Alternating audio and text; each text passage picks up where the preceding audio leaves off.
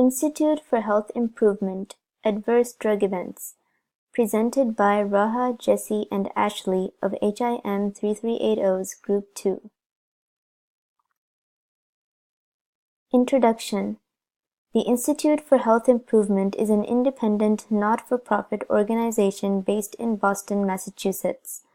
As described in the IHI website, the organization is a leading innovator, convener, partner, and driver of results in health and healthcare improvement worldwide.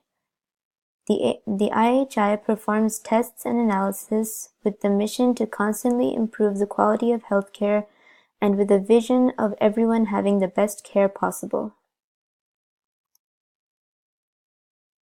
An adverse drug event, or ADE, is an injury resulting from medical intervention related to a drug. This includes medication errors, adverse drug reactions, allergic reactions, and overdoses. The IHI feel that it is through medication reconciliation that ADEs can be reduced. The process of medication reconciliation includes verification, which is the collection of medical history, clarification, which is ensuring the medication and doses are appropriate, and reconciliation, which is the documentation of changes in orders.